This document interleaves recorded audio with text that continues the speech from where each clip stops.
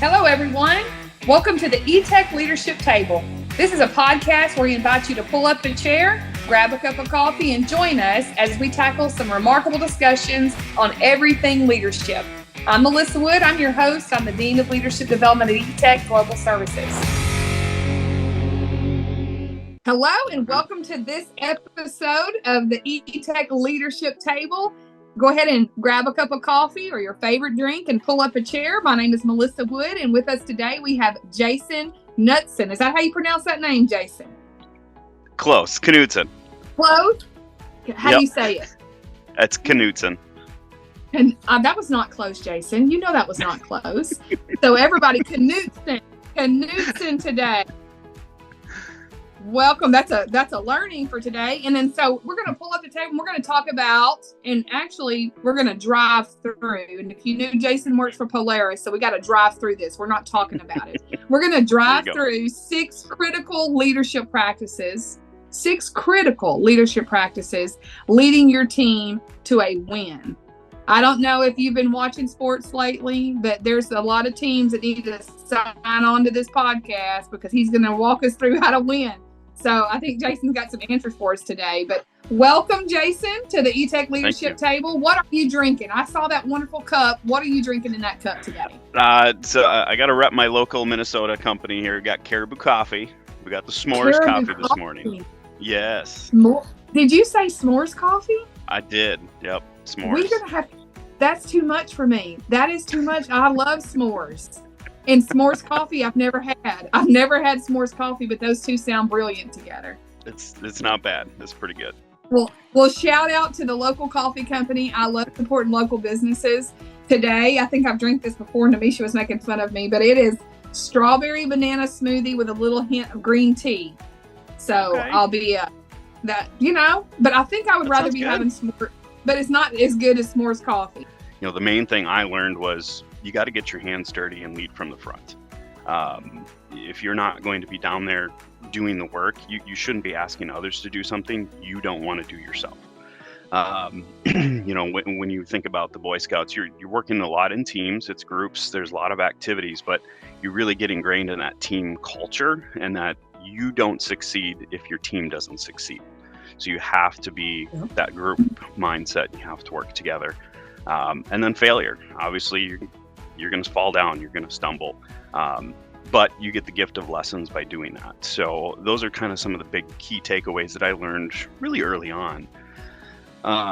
My background or myself, just the way I work, I'm just a very curious person, always asking questions, kind of questioning things, probably to the ire of many different friends and family. But it's just that curiosity. I got to know, or if you're telling me to do something, I want to know the why behind it. Why am I doing this? Also have a strong desire to help people. So, that those kind of things kind of fit together with the Scouts. What probably really grew also out of that is just how to shape decisions that affect others, because you're doing things or making decisions potentially, and in this youth group that's affecting the other kids and how we're going to do things at times. So you really kind of learn that it's not just for you. You got to think about the other things going on. So those things really translated well, I think, and kind of guided me. It was a natural fit into law enforcement because, those are all things that just fit really nicely with that. I started early on in my career in law enforcement. I started volunteering with the Youth Explorer program that we had at our department. So the Explorer program, it's similar to the Boy Scouts. It's 14 to 21 years old. They're kids interested in law enforcement, want to learn a little bit about it. So I jumped in, started volunteering with that program. That quickly translated into me helping run the program at our department. So I got to help make decisions about how we ran the program, how we're going to operate. But you really start getting into that coaching and mentoring mindset, and you're working with kids that are, they're young minds. They're learning a lot of different things, but they look up to you. They see you're the police officer, you've got the badge, you've got the gun, and they learn a lot. So that was a big impact. But then you kind of get to understanding of there's different stakeholders. It's not just the kids anymore. You're representing yourself, the kids, your police department, your city. We're going to different conferences, we're going to competitions. So there's a lot going on. And then there's the funding. So you learn about all these different things that just kind of have to mesh together. So that was a big learning experience, just learning about the different stakeholders and those important things. And so that accountability really sets in, I think, is something that just morphs, right?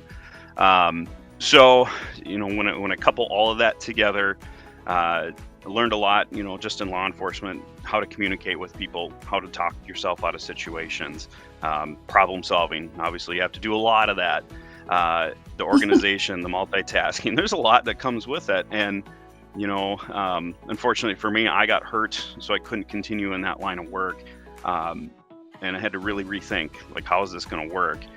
When you go back to it and think about those skills that you have, they translate really well into the private sector. So it helped me get started with Polaris in my current job.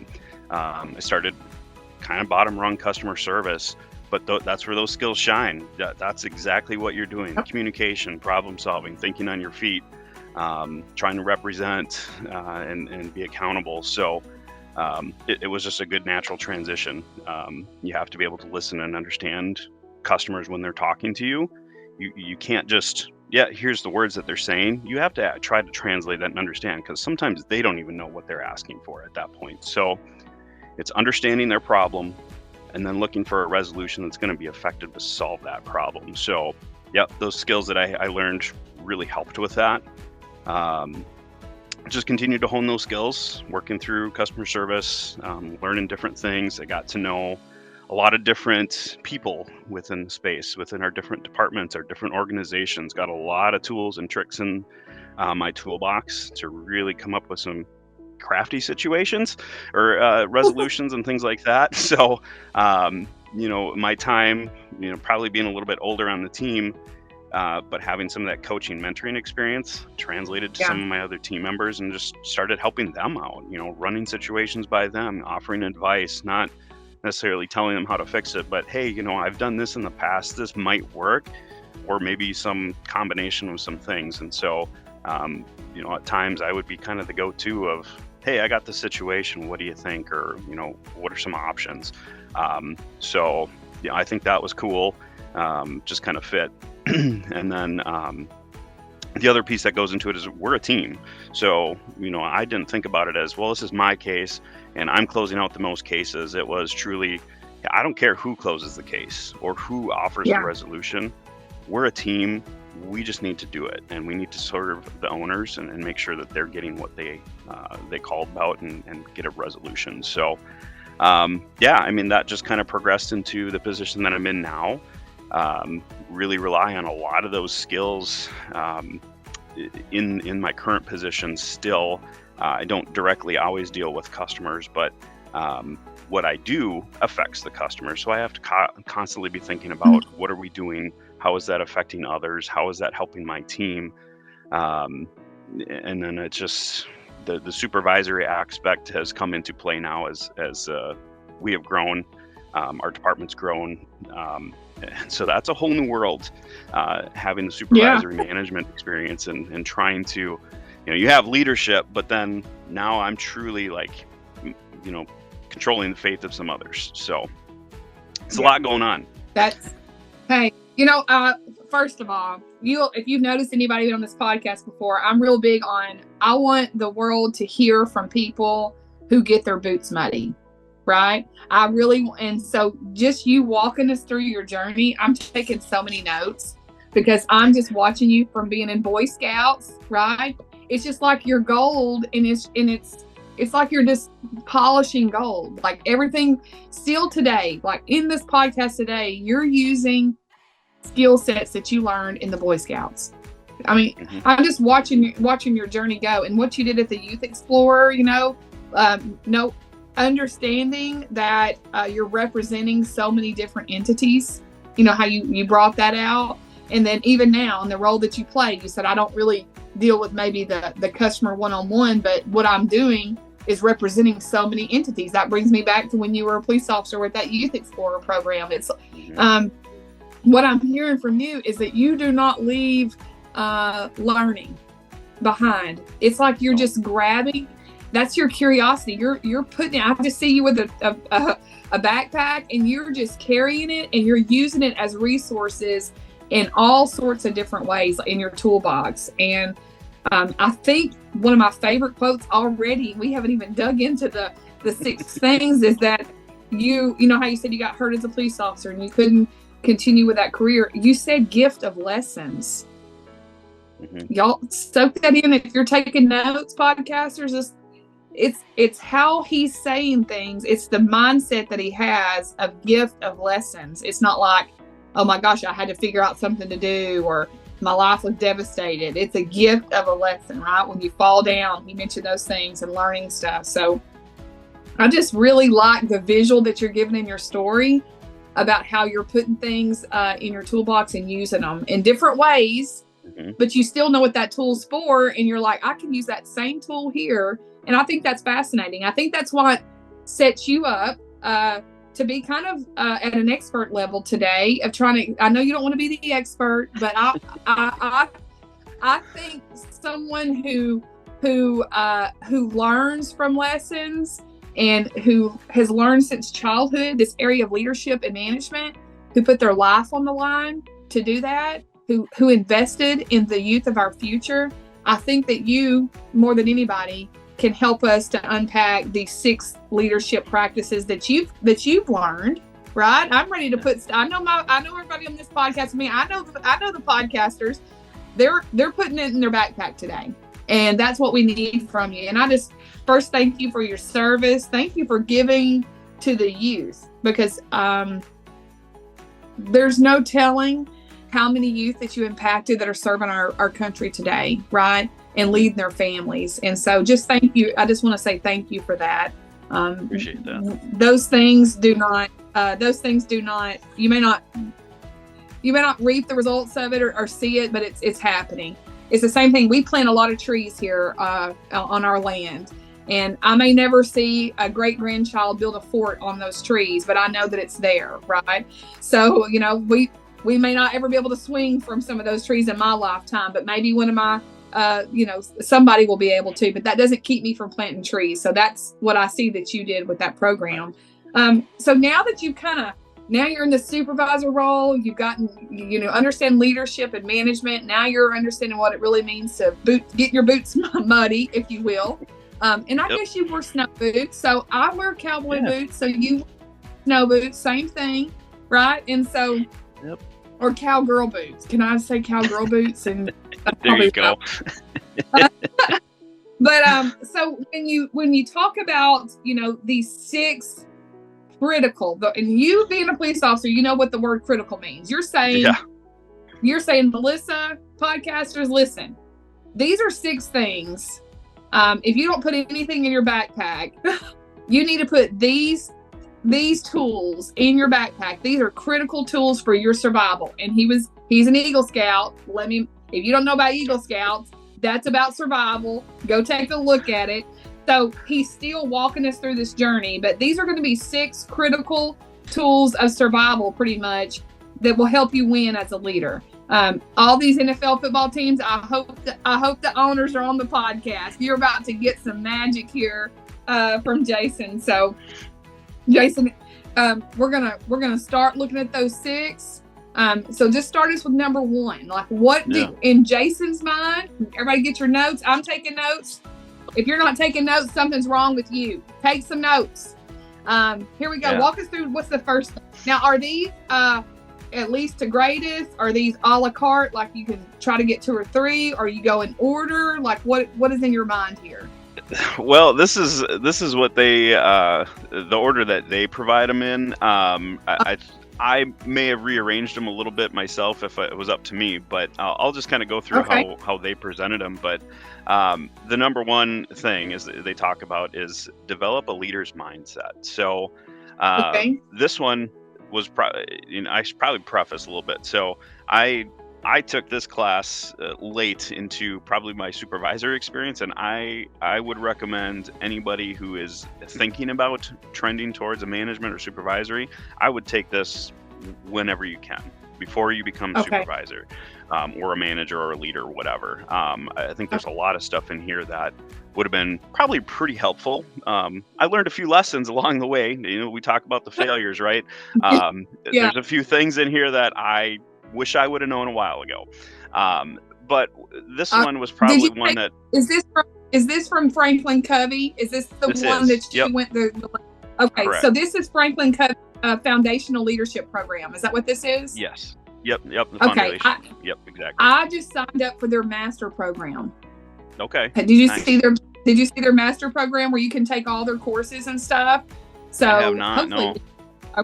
Yeah, they offer a lot of good stuff though. Okay, so just to know, Franklin, if you're on our podcast, grab your little. Hopefully, Franklin, if you're on the podcast, you're drinking some s'mores coffee. Okay, if not, Jason can hook you up with the right coffee place in Minnesota that will get you some s'mores coffee.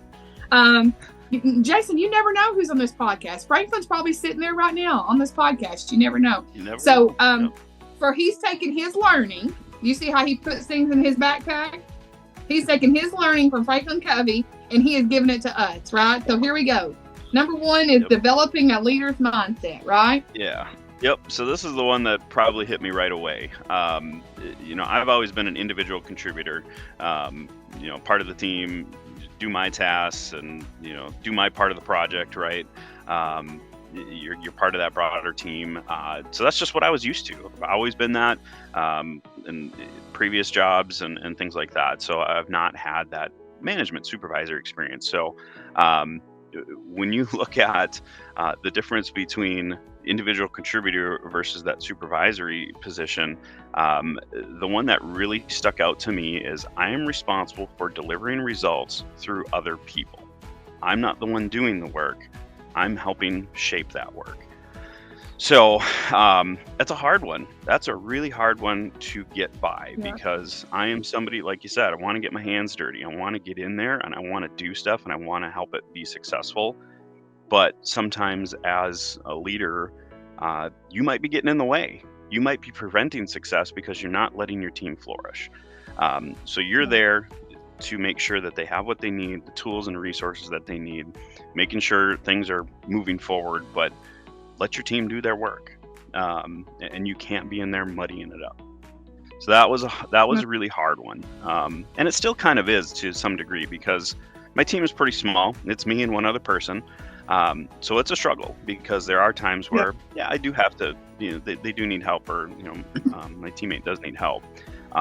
But what I've been slowly trying to work on is being there more just for that support, not, I'm going to come in and rescue, right? I'm not going to save the day.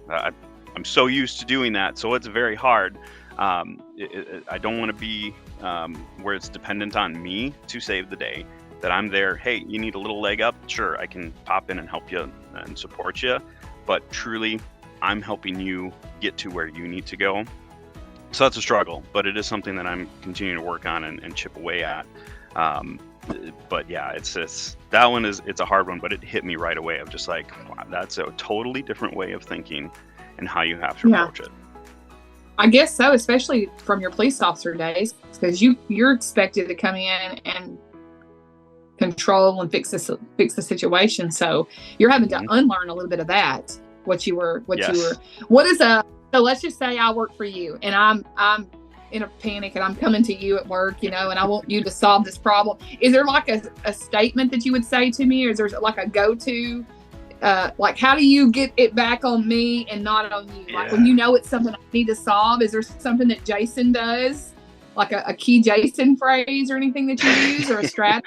I don't know if I've developed a key one. My former boss was probably pretty good at it, but what he really taught me is just kind of asking some basic questions, not just like, I come to a problem or my team member comes to me and just says, here, this is broken. What do I do? It's okay. Well, what have you tried? What have you already tried? I think that's the biggest thing is just to understand, okay, where are we at? Let's just get that base level of what have we already done? have we done Okay. anything? And if we haven't done anything yet, okay, what do you think would be the best step forward? And we'll talk through Okay. it. But it's definitely just not giving the answers. Yeah. I see the tool you just pulled out of your tool bag. Remember, I took notes and you said you're generally a curious person. You ask curious questions, probably drives your family crazy. But you, if I come to you, oh my gosh, Jason, fix this problem, then you're genuinely not trying to make me feel bad or solve it, manipulate me in any way. You're curious and saying, what have you tried? What's worked? What's not worked? Like, you're curiously asking some questions. I think that's brilliant. Curious Jason. I think that's a good name. There was a Curious George, Yes, there was. You remember George? Yep. That was my first kit. That was my first lunch kit. Curious George. I love Curious George. Yeah, it's great So books. that's good. All right. So develop a leader's mindset. What's number 2? Hold regular one-on-ones, which it is very important. I'll tell you, so just past experience working in law enforcement, there wasn't a one-on-one. There was no, the only time you got hauled into the office is when you were getting yelled at. You did something wrong. Yeah. There isn't a, hey, just come on in, let's check in. Sure, you'd have folks that would, if you want to talk about something, yeah, they're open to talk to you about it, but it's not going to be, they're going to encourage it or elicit it from you. It's, you have to approach them if you want to. So that was just kind of where I came from.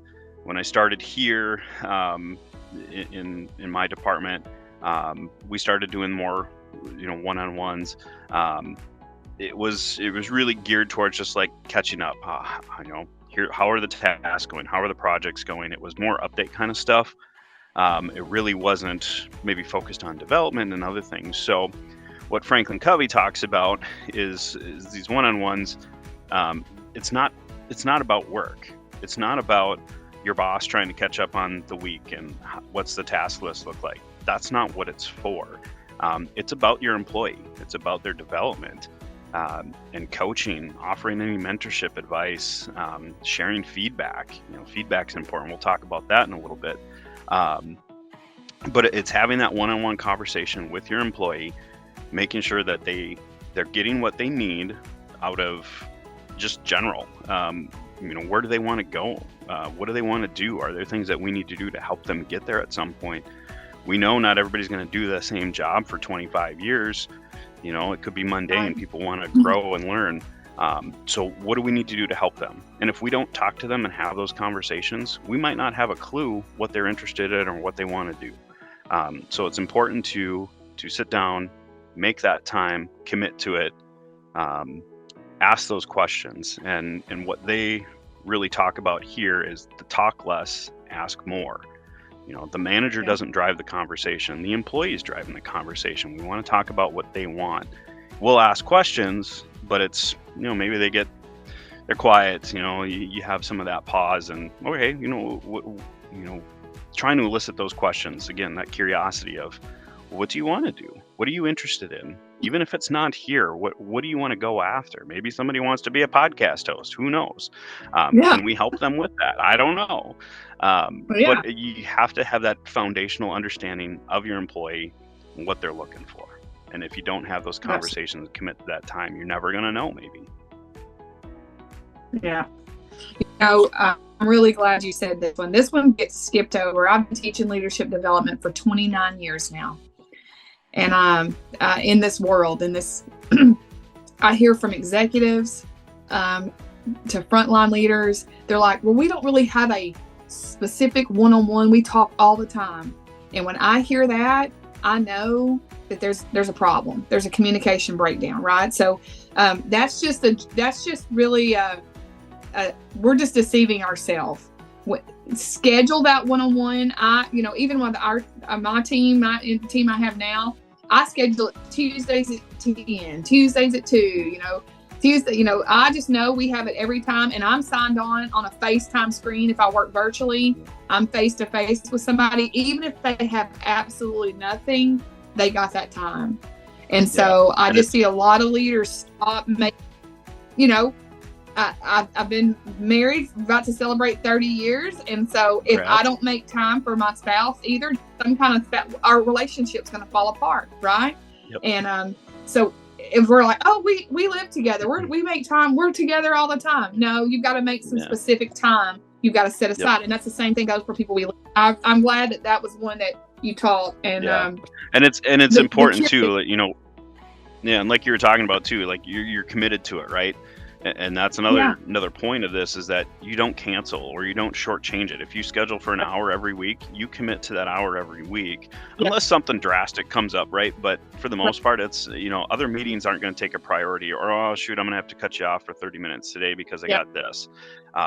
Because it's going to make your employee feel like they're not valued and that their time isn't valuable to you. But it's, the asking questions piece too is just, kind of going back to my former boss. He used to frustrate me so much early on, because he would just, like, I'd come to him with problems, even during some of these, one-on-ones and things like that. I'd be like, hey, I got this going on. He's like, all right, well, what have you done, or who have you talked to about it? And just like, can you just tell me the answer? Like, I just want to know, like, what do I do? This is pain in my butt. What do I do? And he would just kind of get those breadcrumbs out there, and kind of, he might give me a couple hints and say, here, I would start here, see where that leads you. And then I was following this breadcrumb trail. So then, used to get a little frustrated at times, but then I was like, okay, now I got to learn so much just by him kind of pushing those buttons a little bit to ask those questions of, have you talked to this person? Maybe that might be a good person to talk to. And just like, all right, probably is. I should probably go chase that down, and then they might lead you to somebody else. And it's like, okay, he didn't send me to the right person immediately. He sent me to all these other little people, but learned a lot along the way. So you ask those questions. You know what I call bosses like that? I call them Mr. Miyagi. Those are Mr. Miyagi bosses. 100%. Because you get so, like, Danielson was so mad. He just wanted to learn how to whoop somebody. If you've ever seen that movie Karate Kid, I don't know if you have or not. One of my favorite shows. But Mr. Miyagi, like, he wasn't. Danielson didn't understand what he was teaching him, and he was teaching him something greater. So I see that your old boss was a Mr. Miyagi. He was making you dig for it, right? Oh, yes. So which made you better. And look. I mean, here you are today on the podcast, teaching tons of people around the world like these elements. All right, love that one, and I love the fact. I want to make sure we get this one on number 2 is let them drive the meeting. Yes. Let them drive the meeting. This is not you coming in and just saying, here's my 15 things. You just came in and fellowship, like relationship building, right? However that goes. And then what I say is like, okay, give me the things on your list. And my team knows to come with, they have like 7 things. Sometimes they have 3 things. Sometimes they have 17, so they come to me and so I'm going through everything. They're just spitting it out to me. One way, Jason, I have seen that you can check to see if you're having good one-on-ones. You said regularly, not canceling. Go get a scout. Get somebody to ask the people that work for you or with you, like, how often do you meet with Jason? And if they are able to tell that person every Tuesday at 2, whether I want to or not, then you're doing something right. Right. So that's a good way to check yourself. All right. Number 3. What's number 3? Yep. Number 3. So that's set up your team to get results. So this, again, it's kind of that familiarness to me of just asking the why. Your team has to have buy-in to what you're doing in order for you to get success. So, the principle makes a lot of sense to me in how to kind of approach it, I guess. So when you have your team, they understand what it is that we're doing. If you're doing your job, you're selling it, right? You're getting them engaged, you're getting their buy-in, you're getting them invested in what we're doing, what we're trying to accomplish. Not everybody may be terribly interested in it, so you might have to find out the why. And those one-on-ones, maybe just what's going on, why don't you understand this, or what can we help you to get you to where we're going, and having those conversations, because you got to get everybody on board first and foremost, because otherwise there's just going to be roadblocks or hazards for you. So it's really important to get that buy-in. Once you get past that and you get that, then the team understands the need. So then you can kind of define what those goals are, and you have to have a definition of done. That is something that I have learned by mistake, is having that definition of done. What are the goals? What are we trying to achieve? What's that end definition? Because that's going to help round out the guidelines, and using your team to do that. Don't set them up and just say, all right, well, here's what I'm telling you to do. Work with them. Have them give their input of what they think. Do they think they can accomplish that? Yeah, you might have to push them a little bit if you think that they're being too conservative, but again, having them be part of the process. What does that definition look? Because again, you're going to continue that buy-in, keep them invested, right? Because they're helping with it, they're shaping it. It's not just, the boss said we're doing X, Y, Z, so I guess we got to do it. So those are pretty important. I utilized some of this, but definitely have learned that you have to get a little bit more specific on some of those measurables, because you fall down and you fail and things don't happen if you don't. So that was a hard lesson for me a couple different times, that just like, cool.